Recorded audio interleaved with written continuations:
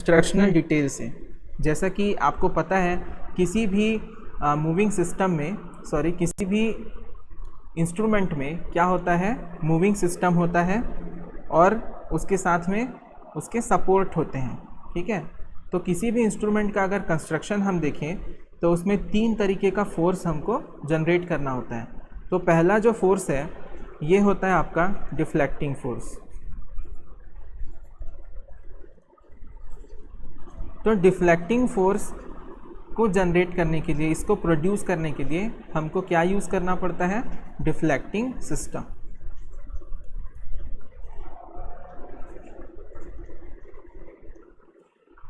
इसके बाद आता है कंट्रोलिंग फोर्स। तो कंट्रोलिंग फोर्स को जो प्रोड्यूस करता है उसे हम क्या कहते हैं, उस सिस्टम को या उस मैकेनिज़्म को क्या बोलेंगे, कंट्रोलिंग मैकेनिज़्म या कंट्रोलिंग सिस्टम, ये हम इसको कहते हैं। इसके बाद में एक लास्ट जो फोर्स है दैट इज़ डैम्पिंग फोर्स। ये क्या होता है आपका, डैम्पिंग फोर्स होता है और इसको जो प्रोड्यूस करता है उसको हम कहते हैं डैम्पिंग सिस्टम, डैम्पिंग मैकेनिज़्म या डैम्पिंग सिस्टम कहते हैं। अब ये जो डिफ्लेक्टिंग सिस्टम जो है इसका एक और नाम है डिफ्लेक्टिंग सिस्टम का, हम इसको कहते हैं मूविंग सिस्टम। डिफ्लेक्टिंग सिस्टम को और क्या कहते हैं, मूविंग सिस्टम के नाम से भी जानते हैं। ठीक है, क्योंकि ये क्या होता है, मूविंग पार्ट से जुड़ा होता है और इसका हम लोग अभी डिटेल में देखने वाले हैं कि किसी भी मूविंग सिस्टम का जो कंस्ट्रक्शन होता है वो हम लोग कैसे करते हैं।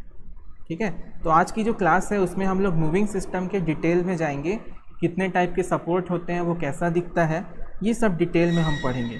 तो सबसे पहले आप लोग टॉपिक डाल लीजिए मूविंग सिस्टम का, अपनी अपनी कॉपी में आप लोग टॉपिक लिख लीजिए मूविंग सिस्टम। अब जो मूविंग सिस्टम हम डिस्कस करने वाले हैं, किसी भी इंस्ट्रूमेंट में जो चीज़ घूमने वाली है, जो चीज़ मूव करेगी, उसमें कुछ रिक्वायरमेंट्स होती हैं ताकि वो अच्छे से काम कर सके। तो वो रिक्वायरमेंट है क्या, तो उसका जो पहला रिक्वायरमेंट है हमारे पास, ये मूविंग सिस्टम का जो पहला रिक्वायरमेंट है वो है कि उसका जो वेट है वो क्या होना चाहिए, हल्का होना चाहिए या लाइट होना चाहिए। तो पहला जो रिक्वायरमेंट है किसी भी इलेक्ट्रोमैकेनिकल इंडिकेटिंग सिस्टम में वो क्या है, moving part should be light. तो सभी नोट कर लीजिए इस पॉइंट को, द मूविंग सिस्टम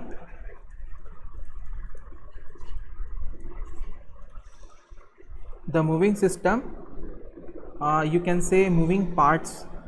हम यहाँ पर क्या यूज़ कर सकते हैं, सिस्टम की जगह मूविंग पार्ट यूज़ कर लेते हैं। Moving part should be light, should be light. किस में लाइट होना चाहिए, वेट में लाइट होना चाहिए। ठीक है, और दूसरी रिक्वायरमेंट यहाँ पर आती है दैट द फ्रिक्शनल फोर्सेस। अब कोई चीज़ मूव करेगी तो उसमें क्या होगा, फ्रिक्शन भी होता है, तो वो फ्रिक्शन जो फोर्सेस होंगी वो क्या होनी चाहिए, मिनिमम होनी चाहिए। तो दूसरा पॉइंट आप लोग नोट करिए, the frictional forces should be minimum. So ये आपके 2 बेसिक रिक्वायरमेंट्स हैं, ये फुलफ़िल होनी चाहिए। अगर ये सब फुलफ़िल होंगी तो हमारा जो मूविंग सिस्टम है इसका जो पावर रिक्वायरमेंट है वो क्या हो जाएगा, लेस हो जाएगा। पावर रिक्वायरमेंट इसको भी नोट कर लीजिए, विल बी वेरी लो, बहुत ही कम होगा। कब, जब ये 2 रिक्वायरमेंट सेटिस्फाई होगी, when above 2 requirements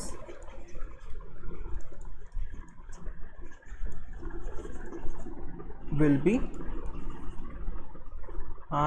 be use ना करके हम requirements satisfies।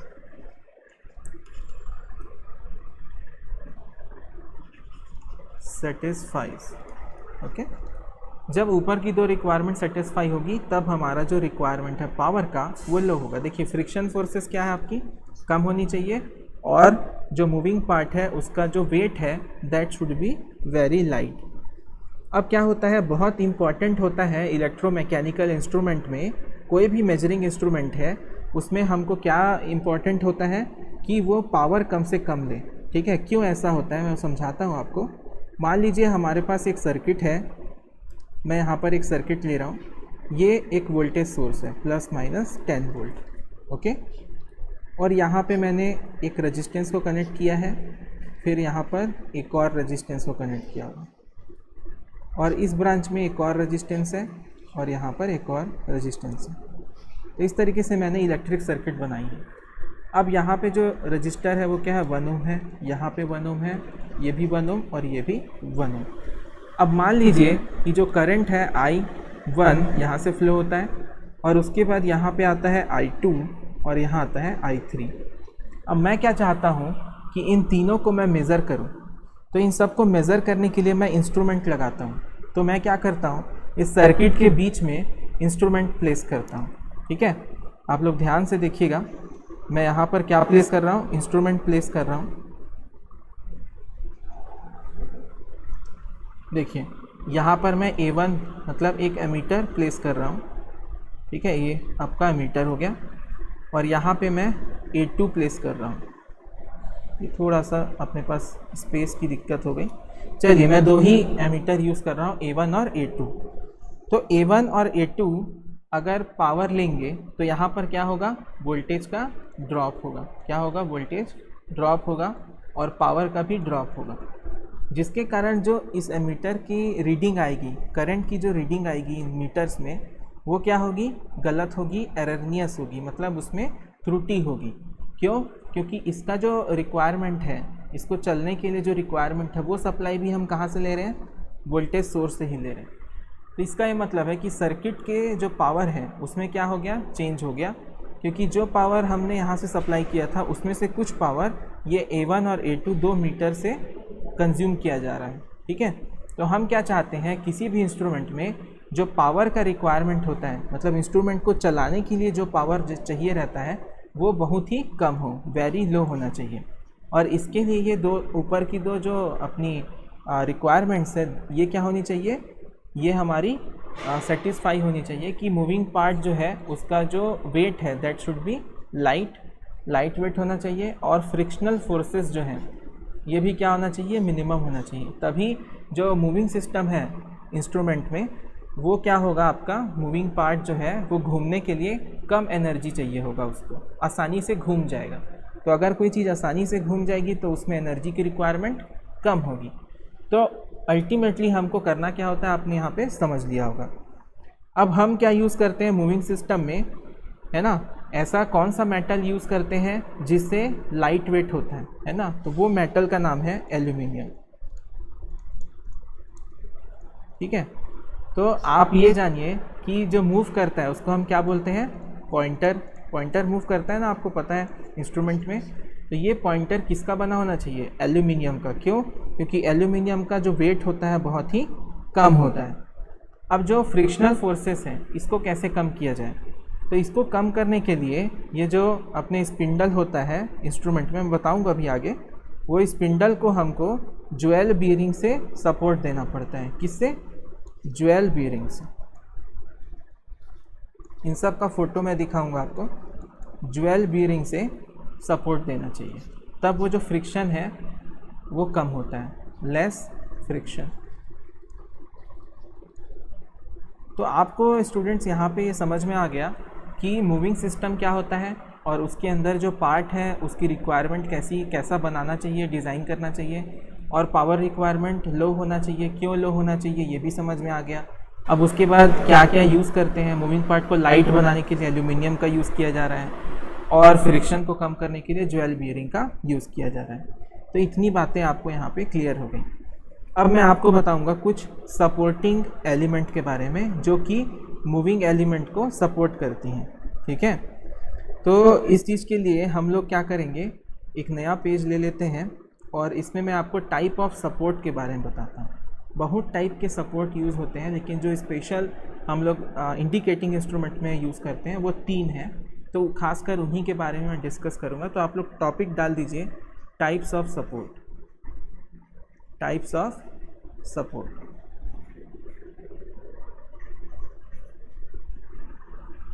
तो अब सपोर्ट में क्या क्या टाइप है देखिए, सपोर्ट में जो सबसे पहला टाइप है that is called edge suspension. आप लोग भी नोट करते जाइए, सस्पेंशन ये आपका पहला टाइप है। दूसरा जो टाइप है ये है टॉट सस्पेंशन, टॉट सस्पेंशन। और तीसरा जो टाइप है ये है pivot and jewel bearings, and jewel bearings. तो ये 3 तरीके की खास हम यूज़ करते हैं, ठीक है।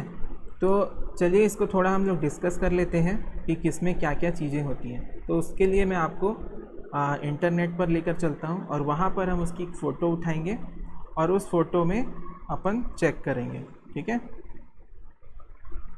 या आप लोग चाहें तो मैं ड्रॉ भी कर सकता हूँ, ठीक है। आप लोग कमेंट करके बताइए नेट से उठा लें या मैं ड्रॉ करके समझाऊँ, तब तक कमेंट करिए।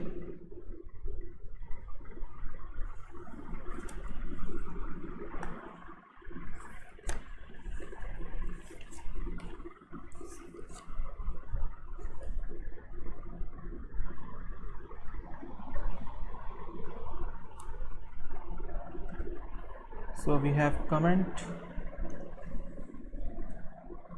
ओके। कुछ लोग नेट से बोल रहे हैं, कुछ लोग ड्रॉ करना। देखिए ड्रॉ करना हमेशा सूटेबल होता है, तो आप लोग मेरे साथ ड्रॉ करिए, है ना। हम ड्रॉ की तरफ जाएंगे। इससे बहुत सारे फ़ायदे होते हैं। अगर आप ड्रॉ करते हैं ना तो क्या होता है, आप प्रॉपर उस चीज़ को समझते हैं। जब आप किसी चीज़ को लिखते हैं तो आपके अंदर उस तरह की अंडरस्टैंडिंग डेवलप होती जाती है। तो सबसे पहले हम लोग देखेंगे सस्पेंशन टाइप सपोर्ट।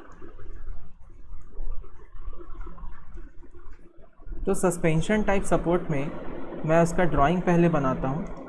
देखिए ऊपर एक ना ऐसा हम लोग के पास कोई सपोर्ट होता है जहाँ पे हम लोग टाई करते हैं, और यहाँ से नीचे ले करके हम लोग ड्रॉ करते हैं। एक मिरर लगा होता है इसमें, ठीक है। तो अभी मैं सस्पेंशन को नहीं बता रहा हूँ, मैं पीएमएमसी का एक छोटा सा डायग्राम बता रहा हूँ, फिर उसमें मैं बताऊँगा कि कैसे सपोर्ट को डिज़ाइन किया गया है इसमें, ठीक है। और इसके बाद ना मूविंग कॉइल होती है। ये पीएमएमसी का डायग्राम है। तो पहले मैं कोर बनाता हूँ मूविंग कॉइल का। ये आप लोग एज्यूम करिए कि इसका कोर है। अब इसके ऊपर हम लोग वायर प्लेस करते हैं। तो मान लो मैं वायर ले लेता हूँ ब्लू कलर का। तो ये ब्लू कलर का जो वायर है ये क्या होता है, कॉइल की तरह इसमें लपेटा गया होता है इस तरीके से। तो कॉइल एज ए कॉइल यहाँ पे हमने क्या कर दिया है, इसको वाउंड करके रख दिया है इस तरीके से। ये आप लोग देख सकते हैं। तो ये ऐसा यहाँ पे कॉइल बना होता है जो कि क्या कहलाता है, मूविंग कॉइल कहलाता है। तो एक कनेक्शन ऊपर से हो गया और दूसरा फिर होता है नीचे की तरफ, ये ऐसा। और यहाँ पर एक कॉइल दिया जाता है ऐसा, और यहाँ से ऐसा एक पॉइंट दिया जाता है, ठीक है। तो इसमें सस्पेंशन का क्या मतलब, इस तरीके से मूविंग एलिमेंट को लटकाया गया है। सस्पेंशन मतलब सस्पेंड करना, लटका के रखना। तो हमने क्या किया, इसको लटका के रख दिया है। अब इसमें ये क्या है, एक फ्रेम है जहाँ पे हमने इसको टाई किया हुआ है, और इसको हम बोलते हैं अपर सस्पेंशन। क्या बोलते हैं, अपर सस्पेंशन बोलते हैं इसको।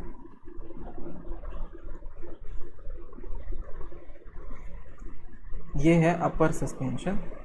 और इसके बाद है नीचे, ये है आपका लोअर सस्पेंशन।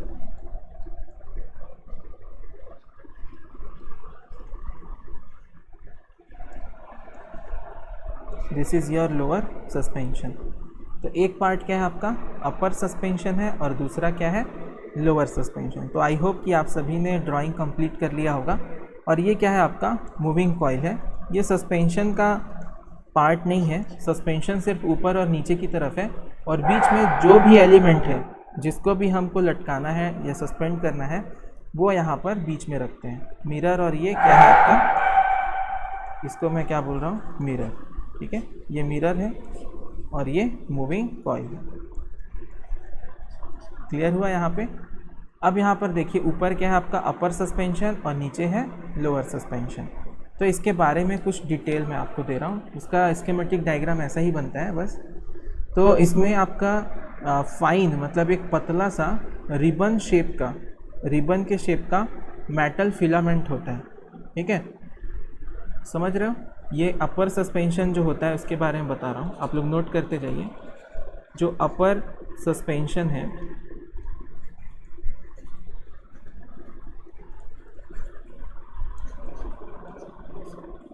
ठीक है, इसमें आपका क्या होता है लिख लीजिएगा आप लोग भी।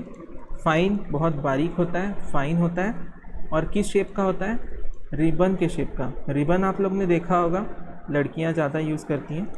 रिबन जो होता है आपका, है ना, रिबन शेप्ड होता है, लेकिन किसका बना होता है, ये मेटल का बना होता है, मेटल फिलामेंट। फिलामेंट किसको बोलते हैं आपने देखा होगा कभी भी, कोई भी बल्ब देखिएगा, पुराने जो इनकैंडिसेंट बल्ब आते थे जिसमें पीली रोशनी होती है, तो उसमें आप देखिएगा अंदर की तरफ वायर होते हैं, पतला सा वायर होता है। तो वो पतला सा मेटल वायर की क्या आप एक एग्जांपल हो सकता है आपके लिए, मेटल फिलामेंट का। तो उसी का रिबन शेप का बोल रहा है। जैसा रिबन होता है बाल में लगाते हैं अपन, बांधते हैं, तो वैसा ही रिबन शेप का होगा वो, और बहुत ही पतला होता है। तो ये आपका क्या कहलाएगा, अपर सस्पेंशन कहलाता है, ठीक है। और ये जो लोअर सस्पेंशन है इसमें, इसका मैं बता रहा हूँ, लोअर सस्पेंशन ये कैसा होता है। देखिए लोअर सस्पेंशन में अभी तो हमने ड्रॉ किया है, तो इसमें क्या है, एक कॉइल है, ध्यान देंगे आप। तो ये क्या है, एक कॉइल है। तो एक फाइन वायर का कॉइल यूज़ करते हैं, ठीक है, coil of fine wire. Fine wire बोलने का मतलब बहुत ही बारीक तार का कॉइल यूज़ किया जा रहा है, ठीक है, coil of fine wire is used. तो मैं एकदम शॉर्ट में बता रहा हूँ, एग्ज़ाम में ऐसे नहीं लिखना है, लेकिन समझने के लिए आप ये पूरा ले सकते हैं, ठीक है, इतना आपको समझना है। तो ये आपका सस्पेंशन टाइप है, ये बात समझ में आ गई आपको। अब जो रिबन जो बनाया जा रहा है, या एक अपने को क्या दिया जा रहा है, फाइन वायर लिया जा रहा है, तो ये किस मेटल का बनाया जाता है, इसमें कौन सा मटेरियल यूज़ होता है, ठीक है। तो इसमें ना 3 टाइप के मटेरियल आप यूज़ कर सकते हैं, तो वो मैं बता रहा हूँ आपको। पहला है बेरिलियम का यूज़ कर सकते हैं, यहाँ लिख देता हूँ मटेरियल्स, ओके। तो इसमें पहला आपका है बेरिलियम है। बेरिलियम आप लोग जानते होंगे क्या होता है बेरिलियम,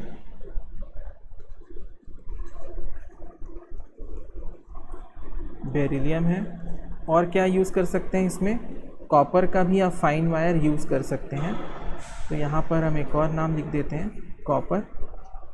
और क्या होता है, फॉस्फर ब्रॉन्ज का यूज़ कर सकते हैं, ब्रॉन्ज का, लेकिन फॉस्फर के साथ मिक्स्ड वाला। ब्रॉन्ज में आपने क्या किया, फॉस्फर भी मिक्स कर दिया है, तो वो हो जाएगा फॉस्फर ब्रॉन्ज। आप लोग भी नोट कर रहे हैं। तो इतने टाइप के जो मटेरियल्स हैं वो हम इसमें यूज़ करते हैं। तो आई थिंक आप सभी को ये पॉइंट आपका क्लियर हो गया होगा।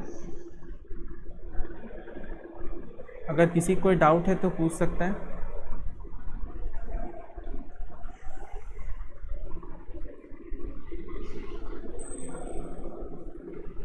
सो हमने सस्पेंशन टाइप सपोर्ट देख लिया, ठीक है, सस्पेंशन टाइप सपोर्ट।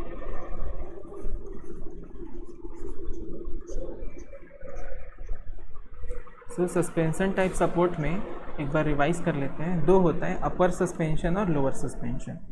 तो अपर सस्पेंशन हमारा फाइन और रिबन शेप्ड मेटल फिलामेंट का बना होता है, और लोअर सस्पेंशन में coil of fine wire use किया जाता है।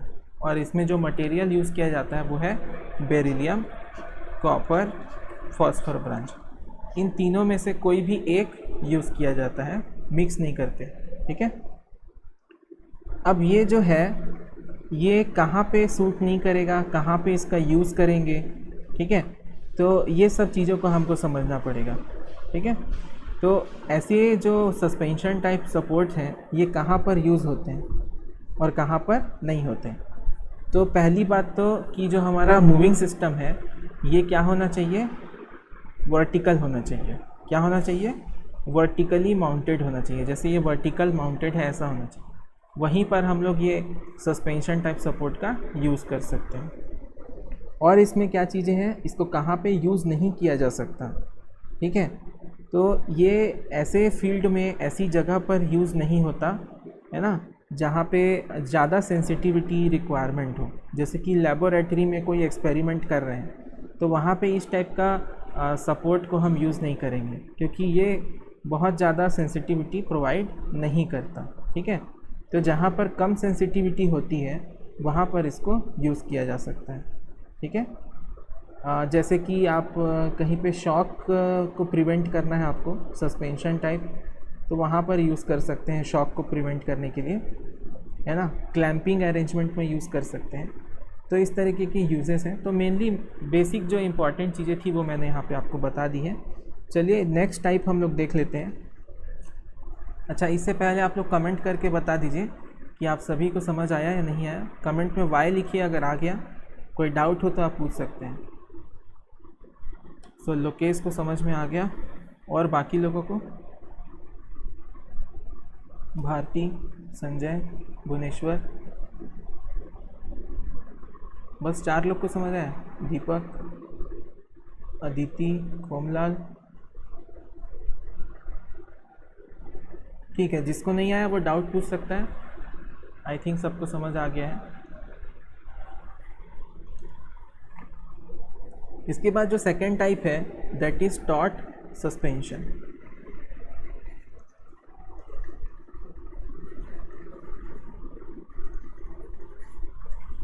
तो टॉट सस्पेंशन क्या होता है इसके बारे में हम लोग देखेंगे। तो देखिए, टॉट सस्पेंशन का सबसे पहले मैं आपको डायग्राम बनाता हूँ, और डायग्राम से आपको काफ़ी चीज़ें क्लियर होगी, ठीक है।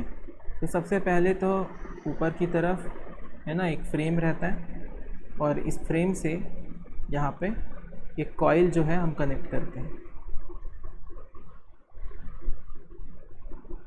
आप लोग भी पैरेलल में डायग्राम बनाते जाओ।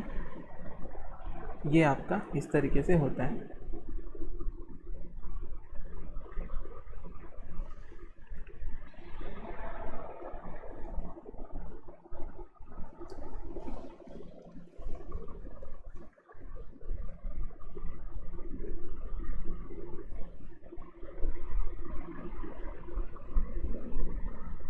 फिर यहाँ पर ऐसा एक फ्रेम होता है जो कि मूविंग एलिमेंट को बता रहा है।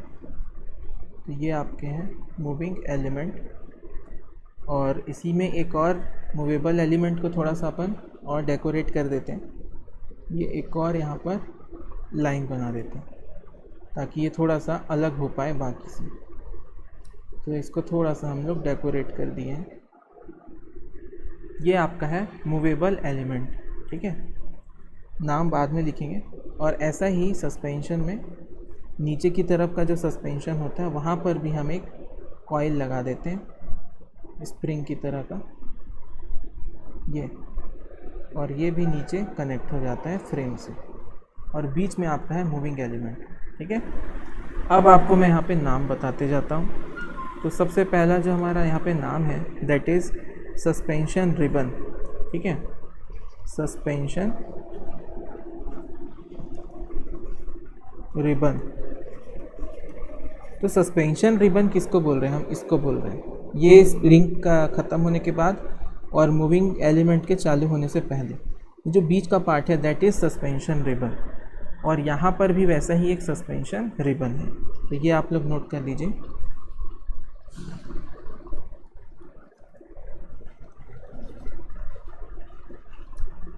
So this one is suspension ribbon. और ऊपर की तरफ जो स्प्रिंग है और नीचे की तरफ भी जो स्प्रिंग या हम कॉइल बोल सकते हैं, इसको हमने क्या नाम दिया है, स्प्रिंग टेंशन। Spring tension. वैसे ही नीचे की तरफ में है स्प्रिंग टेंशन।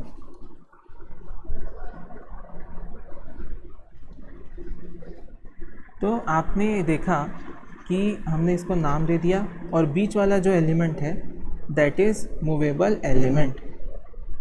ये जो फ्रेम आपको दिख रही है ये क्या है, मूवेबल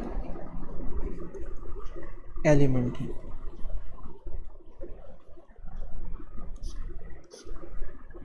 ठीक है, तो ये आपके टॉर्च सस्पेंशन का डायग्राम है।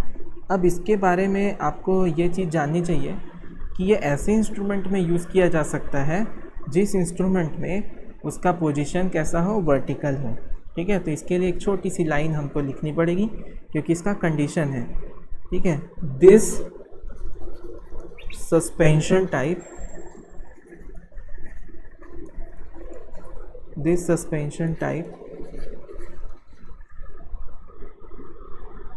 can be used in instruments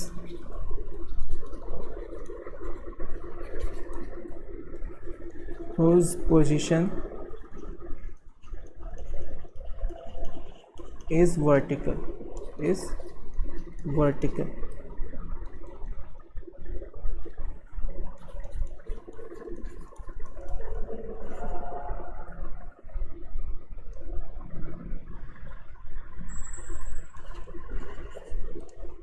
okay, so this is torch suspension. और किन इंस्ट्रूमेंट में यूज़ होता है, जिसमें इंस्ट्रूमेंट का जो पोजीशन है that should be vertical. Okay, अब टॉर्च सस्पेंशन में क्या होता है, जैसा कि हमने पहले देखा था, पहला जो सस्पेंशन टाइप था इसमें हमने किस तरीके का शेप देखा था, रिबन के शेप का सस्पेंशन देखा था जिसमें रिबन शेप्ड होता है। अब यहाँ पे जो है टॉर्च सस्पेंशन, इसके अंदर कैसा होगा, फ्लैट रिबन होगा। क्या होगा इसमें, फ्लैट रिबन सस्पेंशन होगा। ठीक है, लेकिन थोड़ा सा अंतर है, सस्पेंशन से कैसे अलग है ये। सस्पेंशन में नीचे की तरफ होता था, है ना, ये लोअर सस्पेंशन, ये जो कॉइल है नीचे की तरफ होती थी, लेकिन टॉर्च सस्पेंशन में नीचे बॉटम में और अप साइड ऊपर दोनों की तरफ ही इसमें दिया हुआ है। ठीक है, ये कॉइल, तो ये थोड़ा सा इसमें चेंजेस है। और इन्हीं के बीच में क्या कनेक्ट किया गया है, मूवेबल या मूविंग एलिमेंट को कनेक्ट किया गया है। तो आप ये देख सकते हैं कि ये क्या है, आपका स्प्रिंग टेंशन है ऊपर की तरफ, और उसके बाद बीच में क्या कनेक्ट हुआ है, यहाँ पे इस सस्पेंशन रिबन कनेक्ट किया गया है, फिर मूविंग एलिमेंट, उसके बाद फिर सस्पेंशन रिबन, और उसके बाद स्प्रिंग टेंशन को फिर से कनेक्ट किया गया है। तो यहाँ पर जो सस्पेंशन रिबन यूज़ कर रहे हैं वो किस तरह का यूज़ कर रहे हैं, ये यूज़ कर रहे हैं हम लोग फ्लैट टाइप का। किस टाइप का, फ्लैट टाइप का।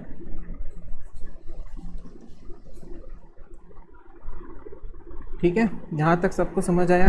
अब जैसे हम लोग क्या यूज़ कर रहे थे, पहले सस्पेंशन टाइप यूज़ कर रहे थे, तो अब जो हम पढ़ रहे हैं वो कौन सा है, टॉर्च सस्पेंशन है।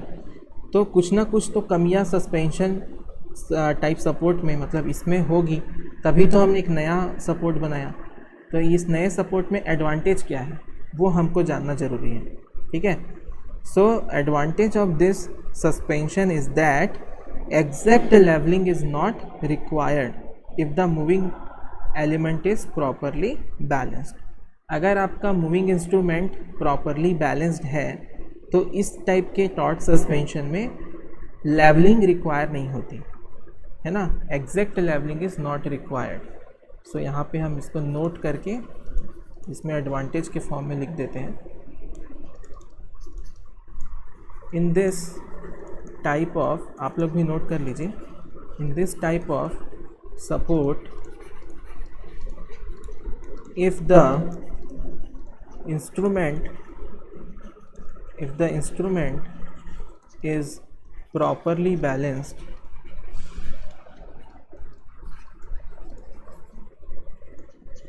then exact leveling is not required. सो यहाँ पे आपको टॉर्च सस्पेंशन का मैंने क्लियर करा दिया। आई होप कि आपने नोट भी कर लिया होगा। तो चलिए एक बार कमेंट सेक्शन में अगर आपको सभी को समझ आ गया तो वाई कमेंट करिए, और नहीं आया तो अपने डाउट पूछ लीजिए। सो प्लीज़ कमेंट वाई अगर आपको समझ में आ गया। अदिति का कमेंट आ गया है, Bharati, Bhubaneswar, Sanjay, Lokesh, thank you all of you, thank you. तो आप सभी को क्लियरली ये समझ में आ गया। इसके बाद जो लास्ट जो सपोर्ट है, टाइप ऑफ सपोर्ट, आखिरी जो है हमारे पास, that is pivot and jewel bearings. ठीक है,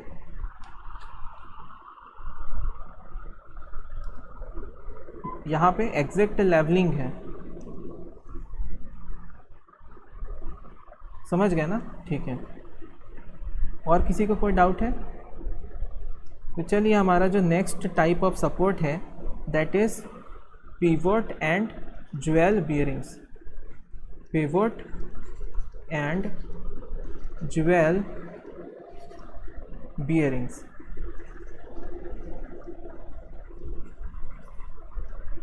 तो हम ये देखेंगे पिवोट एंड ज्वेल बियरिंग्स के बारे में। ठीक है, अब इसमें आपको मैं सबसे पहले, जैसा हमेशा बताता हूँ, एक डायग्राम बनाऊँगा और उसके बाद हम आगे की चीज़ों को डिस्कस करेंगे।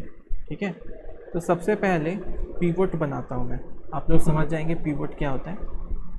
ये ऐसा हमको एक बॉक्स जैसा बनाना होता है।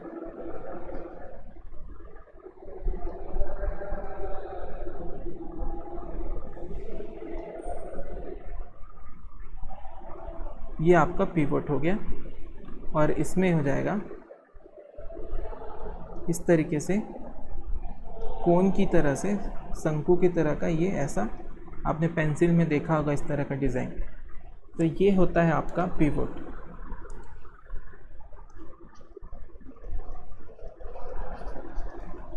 इस चीज़ को बोलते हैं पिवोट, इस पूरे सेक्शन को। ठीक है, अब मैं आपको ज्वेल के बारे में बता रहा हूँ। तो इसी के सपोर्ट करने के लिए एक ज्वेल डिज़ाइन किया जाता है यहाँ पे। और ज्वेल कैसा होता है, इसी की शेप में थोड़ा सा बड़ा होता है। ये आपका इस तरीके से ये ऐसा होता है, और उसका भी ये ऐसा। थोड़ा सा मेरा ड्राइंग उतना अच्छा नहीं लग रहा होगा आप लोग को, क्या है मैं ज़्यादा ड्राइंग नहीं करता, और ये जो डिजिटल पैड है जिससे मैं लिख रहा हूँ, तो इस पर इतना प्रैक्टिस हुआ नहीं है, फिर भी आपको ठीक ठाक समझ में आ सकता है इससे। ठीक है, अब इसके अंदर हम लोग लाइन खींच देते हैं। ये देखिए,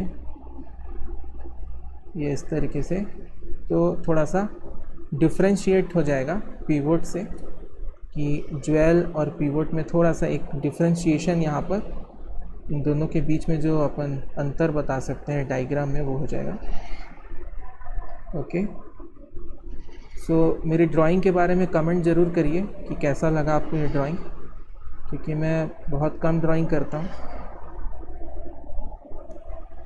तो ये ऐसा होता है, एक दो पार्ट है इसमें, एक पिवोट है और एक ज्वेल होता है।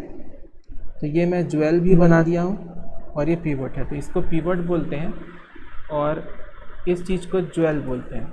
ठीक है, let me choose something different. Okay, so this is jewel. Okay, तो ये ज्वेल है नीचे वाला पार्ट, और ऊपर वाला पार्ट क्या है, पिवोट है। और इसके बाद ये जो पूरा सेक्शन होता है, ये एक आउटर सेक्शन के अंदर होता है। ठीक है, तो वो वाला सेक्शन भी हम बना लेते हैं। तो ये जो पूरा सेक्शन है आपका, ये एक दूसरे सेक्शन के अंदर होता है।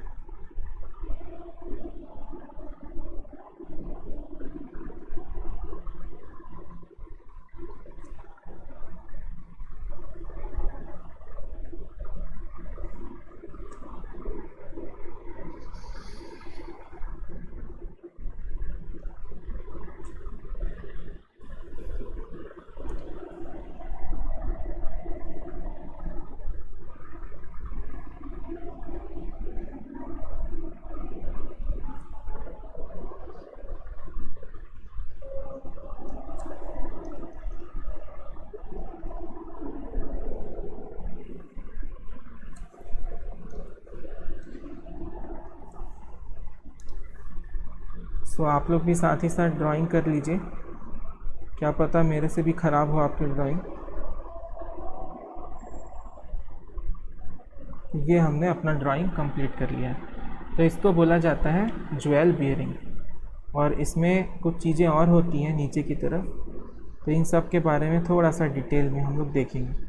देखो आज मैं जो पढ़ा रहा हूँ आपको, ये हर क्लास में यूज़ होगा इसका, ठीक है। सो ये बहुत ही इम्पोर्टेंट है आप लोग के लिए, बहुत ध्यान से इसको पढ़ना है, हर इंस्ट्रूमेंट में ये रिपीट होता है। तो ये हमने ड्रॉ कर लिया है ज्वेल बियरिंग, जिसमें पेवोट को अलग से बताया मैंने, ज्वेल को अलग से बताया, ठीक है। अब इसके बारे में देखते हैं। तो जो मूविंग सिस्टम होता है, तो मूविंग सिस्टम का जो स्पिंडल होता है, या आप क्या बोल सकते हैं रॉड जो होती है मूविंग सिस्टम में, उस रॉड को यहाँ पर जोड़ा जाता है, इस प्लेस पर यहाँ पर जोड़ा जाता है, तो वो उसको हम बोलते हैं स्पिंडल। तो स्पिंडल जो होता है वो इस तरीके से यहाँ पर पिवोट से जुड़ा होता है, या स्पिंडल को ही पाइवोट के शेप में कन्वर्ट कर दिया जाता है, ठीक है। अब ये जो बना होता है आपका स्पिंडल, वो किसका बना होता है? स्पिंडल आपका बना होता है हार्डेंड स्टील से। यहाँ पर मैं लिख भी देता हूँ, आप लोग नोट भी कर लीजिए। सॉरी, स्पिंडल जो बना होता है आपका, जस्ट ई, स्पिंडल जो बना होगा ये होता है हार्डेंड स्टील से, हार्डेंड स्टील, हार्ड स्टील का बना होता है, ठीक है। अब इसके दो एंड होते हैं, देखिए मैं स्पिंडल भी ड्रॉ कर देता हूँ। ये आपका ऐसे एक हो गया, और इसी के जस्ट बगल में दूसरा, यहाँ पर इसको क्लोज करते हैं, यहाँ पे इसको क्लोज कर देते हैं, और यहाँ पर एक पॉइंट लेते हैं और इसको ऐसा जोड़ते हैं, इसको ऐसा, वैसे ही नीचे करते हैं, ऐसा जोड़ते हैं, ऐसा जोड़ते हैं। देखिए ये क्या है, आपका एक स्पिंडल है, दिस इज़ योर स्पिंडल। और इस स्पिंडल में ये उसका ऊपर का एंड है, अपर एंड, और ये क्या है, लोअर एंड है। ये बात समझ में आई? और किस तरह के फॉर्म में है? कैनोनिकल बनाए गए हैं, एंड्स आर कैनोनिकल। कैनोनिकल मतलब शंकु के हिसाब से बनाए गए हैं। देखिए इस तरह से शंकु का शेप होता है, तो कैनोनिकल बनाया गया है उसका शेप, ठीक है, किसका? स्पिंडल के किनारों का, ठीक है। और उसको क्या कर दिया जाता है? पॉलिश कर दिया जाता है इस पार्ट को। चलिए मैं येलो कलर से पॉलिश कर देता हूँ। ये देखिए मैंने येलो कलर से पॉलिश कर दिया है इसको, ये आप देख सकते हैं। तो दोनों एंड को मैंने क्या कर दिया? येलो कलर से पॉलिश कर दिया। तो ये अब क्या कहलाएगा? आपका पिवोट कहलाएगा, ठीक है। ये अपर पिवोट और ये लोअर, और बीच वाला पार्ट क्या कहलाएगा? स्पिंडल कहलाता है। तो यहाँ पर इतनी बातें आपको समझ आ गई होंगी। अब ये जो होते हैं, ये जो कैनोनिकल जो शेप है आपके यहाँ पे, है ना, ये क्या होते हैं? इसको हम उठा करके कहाँ डालते हैं? ज्वेल में, ठीक है, ज्वेल के अंदर डालते हैं पिवोट को। तो ज्वेल हमारा इस तरीके से डिज़ाइन किया जाता है कि ये जो पिवोट है आके अंदर सेट हो जाए, ठीक है, इसमें क्या हो जाए? वो आ करके फिक्स्ड मतलब शेप में सेट हो जाए। तो ये जो कैनोनिकल होल्स होते हैं वही क्या होते हैं? आपके ज्वेल होते हैं। तो ज्वेल जो होता है वो क्या होता है? ज्वेल को क्या बोलते हैं? कैनोनिकल होल्स, कैनोनिकल होल्स कहा जाता है। क्यों कहा जा रहा है? क्योंकि कैनोनिकल जो एंड है स्पिंडल के, वो कहाँ जा रहे हैं? कैनोनिकल होल्स में सेट होते हैं। अब जो ज्वेल्स हैं ये किस से बनाया जाता है? इसका मटेरियल क्या है? तो सफ़ायर का नाम आपने सुना होगा, ठीक है। तो ज्वेल को प्रेफरेबली किस से बनाया जा रहा है? सफ़ायर से। सफ़ायर एक मटेरियल का नाम है। तो सफ़ायर, ठीक है, मेरे प्रोनाउंसिएशन में भी गलत हो सकते हैं, तो अगर किसी को लगे कि कहीं प्रोनाउंसिएशन गलत है तो प्लीज़ कमेंट में बता दें ताकि मैं सुधार लूँ। तो ये सफ़ायर होता है, ये इससे बनाया जाता है, और इसके अंदर ना बियरिंग्स होती हैं, यहाँ पे छर्रे होते हैं, यहाँ क्या होता है? छर्रे होते हैं, बियरिंग्स होती है। क्या होती है? बियरिंग्स, ठीक है। तो इस तरीके से पूरा एक कॉम्बिनेशन बनता है, ठीक है। और जो सफ़ायर होता है वो दो तरीके से बनाया जाता है, एक होता है नेचुरल और दूसरा सिंथेटिक। दो टाइप से यूज़ किया जाता है, नेचुरल और ये होता है सिंथेटिक। तो यहाँ पर जो छर्रे का मैं बताया आपको नाम, ये बियरिंग्स के बारे में, वो थोड़ा सा रॉन्ग है, आप लोग उसको अभी कंसिडर मत करना, ठीक है। इसके बाद आगे बताऊंगा मैं आपको। जो ये कॉम्बिनेशन है स्टील का सफ़ायर का, ये क्या करता है, ऐसा क्यों यूज़ किया जाता है कैनोनिकल होल में। देखो ये जो हमारा जो स्पिंडल है वो किसका बना हुआ है, स्टील का बना हुआ है, और नीचे हम जो ज्वेल यूज़ कर रहे हैं वो किसका यूज़ कर रहे हैं, सफ़ायर का। तो इन्हीं दो मटेरियल का क्यों यूज़ कर रहे हैं, ठीक है। तो जो कॉम्बिनेशन होता है, एक नोट करके लिख लीजिए, बहुत इंपॉर्टेंट पॉइंट बता रहा हूँ। The combination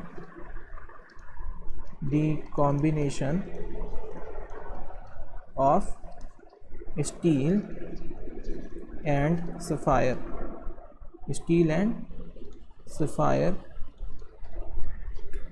gives less friction। देखिए, तो यहाँ पर कम फ्रिक्शन हो, इसके लिए यहाँ पर क्या यूज़ किया जा रहा है, स्टील एज स्पिंडल और सफ़ायर एज ज्वेल। तो दोनों के कारण क्या हो रहा है, यहाँ जो फ्रिक्शन प्रोड्यूस होगा, ये जब यहाँ पे घूमेगा, स्पिंडल क्या करेगा, यहाँ पे घूमेगा तो यहाँ पर फ्रिक्शन होगा। तो वो फ्रिक्शन बहुत कम रखने के लिए हमने क्या यूज़ किया, स्टील और सफ़ायर को यूज़ किया हुआ है, ठीक है।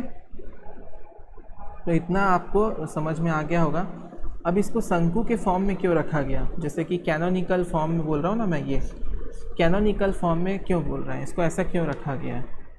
तो जो एरिया होता है, एरिया ऑफ कांटेक्ट, क्या बोलेंगे इसको, एरिया ऑफ कांटेक्ट, कि कितना एरिया स्पिंडल का, इस स्पिंडल का कितना क्रॉस सेक्शन एरिया ज्वेल से टच कर रहा है, उसको हम क्या बोलेंगे, एरिया ऑफ कांटेक्ट। तो जितना कम होगा एरिया ऑफ कांटेक्ट, उतना ही कम क्या होगा, फ्रिक्शन होता है, ठीक है। जितना कम एरिया ऑफ कांटेक्ट होता है उतना ही कम फ्रिक्शन होता है। इसलिए हम लोगों ने ये वाला शेप यूज़ किया, कैनोनिकल फॉर्म वाला, ताकि हमारा जो एरिया ऑफ कांटेक्ट हो वो बहुत ही लेस हो जाए, जिसकी वजह से जो फ्रिक्शन है वो बहुत ही कम हो जाए। तो अल्टीमेटली फ्रिक्शन को कम करने के लिए ये पूरा सेटअप यूज़ किया जाता है। तो पाइवोट और ज्वेल बीरिंग तीनों सपोर्ट में से सबसे ज़्यादा इसको यूज़ किया जाता है। और भी मैं बताने जाऊँगा तो बहुत सारे प्रॉपर्टीज़ हैं ज्वेल बीरिंग्स की और पिवोट की, तो हमारे लिए जितना इम्पॉर्टेंट था वो मैंने आपको यहाँ पर बता दिया है, ठीक है। इसमें स्प्रिंग लोडेड भी होता है, अलग अलग टाइप के होते हैं। तो चलिए आपको मैं एक और नया टाइप दिखाता हूँ, नया डायग्राम, जिसको हम बोलते हैं स्प्रिंग लोडेड, ठीक है। तो जैसा हमने अभी तक बनाया था वैसा ही हम ड्रॉ करेंगे। देखिए, सबसे पहले मैं आपको पिवोट बना देता हूँ। ये पिवोट बन गया, ये इसका दूसरा हो गया, ये बॉक्स, ये वाला फिर कनेक्ट कर देते हैं, ये पॉइंट, ये ऐसे। अब यहाँ पर मैं ज्वेल बना देता हूँ, ठीक है। ये ज्वेल बन गया मेरा, इसको इस तरह से ड्रॉ कर लेते हैं। तो ये हमारा ज्वेल हमने बना लिया।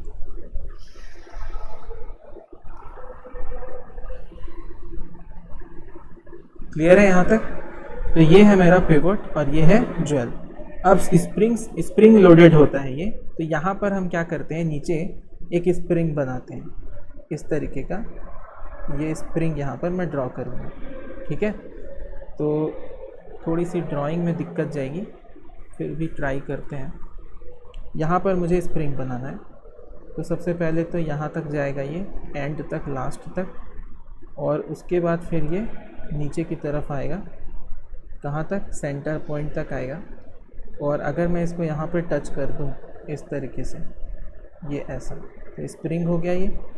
और यहाँ पर भी ऐसा ही मैं एक साइड तक ले लेता हूँ, ये ऐसा यहाँ तक जाएगा, और इसको मैं यहाँ पे ऐसा कवर करूँ,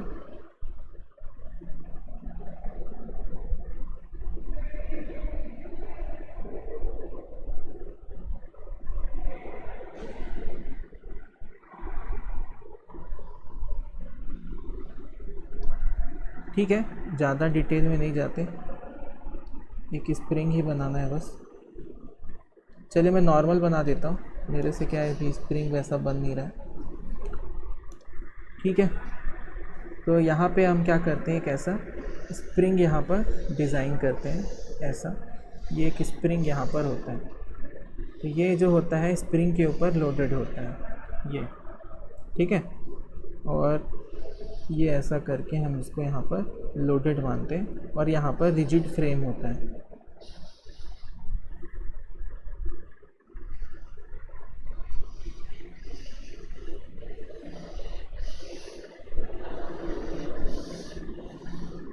ये आपका चलिए ठीक ठाक ही स्प्रिंग बन गया। सो ये हमने क्या बना दिया यहाँ पे, स्प्रिंग लोडेड ज्वेल बियरिंग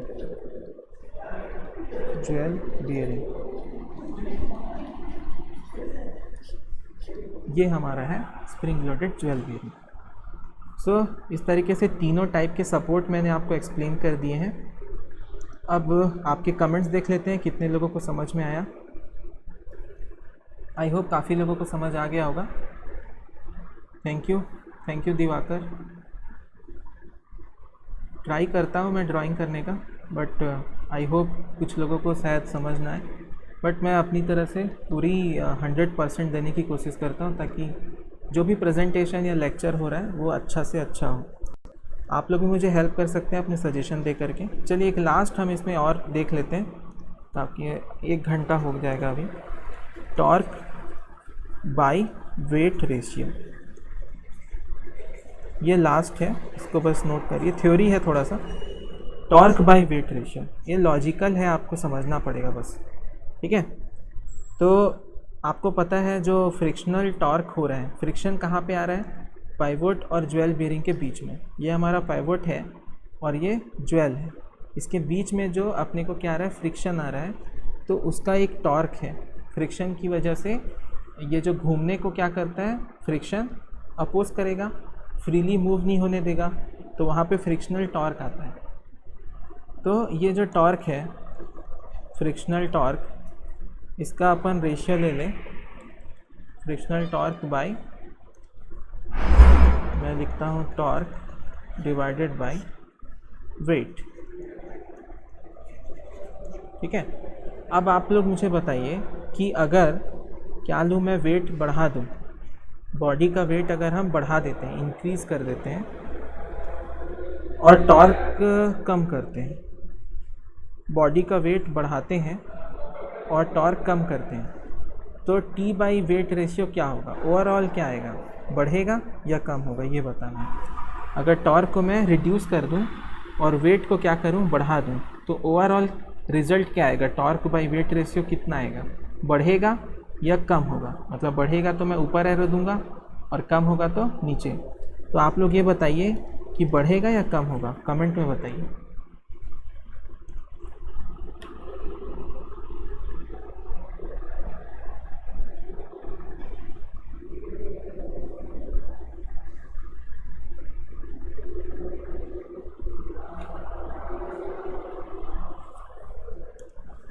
लगता है कई लोग को समझ नहीं आया होगा। देखिए जो हमारा पाइवोट और, चलिए कमेंट आ गया, चेक कर लेते हैं। बढ़ेगा, अदिति का कमेंट आया बढ़ेगा, ठीक है। चलिए मेरे को लगता है समझ नहीं आया, मैं समझा देता हूँ।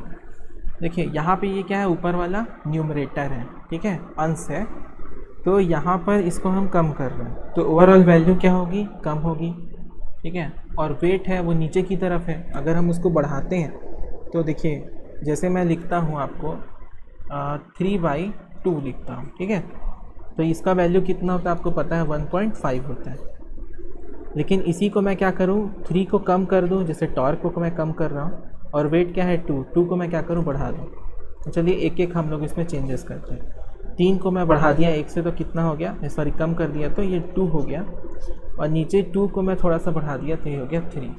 अब इसकी ओवरऑल वैल्यू कितनी हो गई, 0.667 ये हो गया। तो पहले देखिए वैल्यू कितना था, 1 पॉइंट था, जो कि अब चेंज किस में हो गया, 0.667 में हो गया।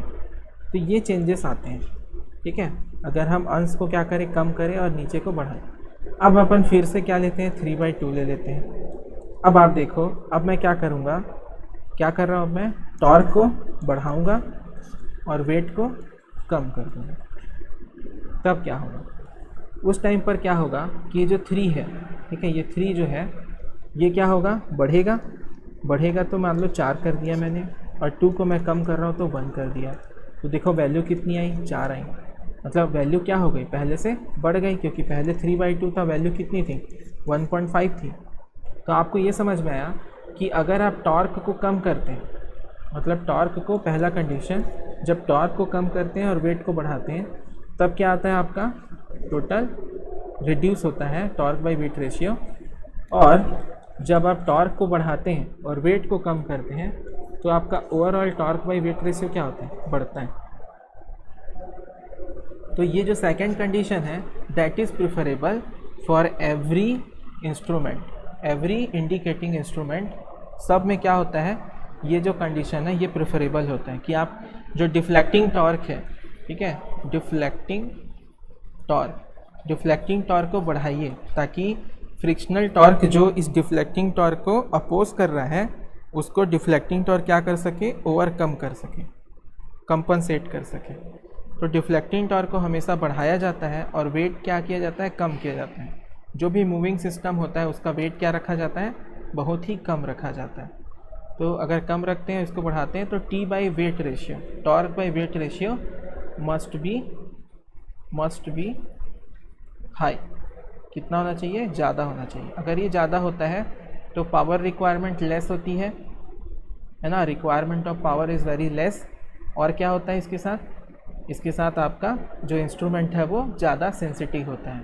तो इसके फ़ायदे क्या है, एडवांटेज क्या क्या है इसमें देख लो। इसमें एडवांटेज है आपके पावर रिक्वायरमेंट इज़ लेस, ठीक है। और दूसरा एडवांटेज क्या है, इंस्ट्रूमेंट सेंसिटिविटी इज़ इम्प्रूव्ड। मैं आगे की क्लासेस में आपको सेंसिटिविटी को भी समझाऊंगा अच्छे से, सेंसिटिविटी क्या होती है, ठीक है। अभी मैं नॉर्मली आपको बताता हूँ। सेंसिटिविटी जो आपकी होती है इसका होता है change in output divide by change in input, ठीक है। तो सेंसिटिविटी को हम ऐसे डिफाइन करते हैं, ठीक है। आज की क्लास में इतना ही। आप लोग कमेंट करके बताइए यहाँ तक जितना भी कुछ मैं आपको पढ़ाया, एग्जाम्पल दिया, वो सब आपको समझ आ गया है नहीं आया। एक बार मैं आपको रिवाइज़ करवा देता हूँ कि क्या क्या हमने आज की क्लास में कंप्लीट किया है। तो सबसे पहले मैंने आपको रिवीजन कराया, पिछले टॉपिक क्या क्या कवर हो गए हैं। उसके बाद मूविंग सिस्टम के बारे में बताया, उसके रिक्वायरमेंट के बारे में बताया, वो किस मटेरियल से बना होता है ये भी बताया, और सर्किट में कैसे इफ़ेक्ट करता है ये भी बताया। इसके बाद हमने 3 टाइप के सपोर्ट के नाम देखे, suspension, torque suspension, pivot and jewel bearings. After that हमने अलग अलग सपोर्ट को अलग अलग डायग्राम बना करके वो किस चीज़ से बने होते हैं, उनका शेप क्या होता है, ये सब हमने देखा। तो उसमें सस्पेंशन टाइप को कंप्लीट किया। उसके बाद टॉर्क सस्पेंशन देखा एंड उसके एडवांटेज देखा हमने, और उस एडवांटेज में हमने ये देखा कि कैसे वो सस्पेंशन टाइप से बेटर है। और इसके बाद में हमने देखा कि पिवोट एंड ज्वेल बियरिंग्स, तो इसमें अलग तरीके का कंस्ट्रक्शन देखा। स्पिंडल को स्टील से बनाया जाता है, सफ़ायर से आपको ज्वेल को बनाया जाता है। तो ऐसा क्यों किया जा रहा है, फ्रिक्शन को कम करने के लिए। तो सपोर्ट कब अच्छा होगा, जब उसका जो फ्रिक्शन हो रहा है वो बहुत ही कम होगा। तो आई होप स्टूडेंट आप सभी को ये पूरा लेक्चर समझ में आया होगा। हम आगे नेक्स्ट कंटिन्यू करेंगे अपनी अगली क्लास में। तब तक के लिए थैंक यू। और आप अपने जो भी फीडबैक हैं प्लीज़ अपने क्लास की ग्रुप में दीजिए, और आप लोग वाई कमेंट कर दीजिए अगर सभी को समझ में आ गया। तो अभी तक 2 ही या 3 लोगों का कमेंट आया है, ठीक है, बाकी लोग का भी आ रहा है। थैंक यू, ठीक है। अपना फीडबैक और सजेशन ज़रूर दीजिए, और असाइनमेंट मैं क्रिएट कर रहा हूँ तो वो असाइनमेंट भी आप कंप्लीट कर लीजिएगा, ठीक है, कल की डेट में। आज के जो नोट्स होंगे जो आपने लिखा होगा पूरी क्लास में, उसी को स्कैन करके अपलोड करना है। Thank you all of you.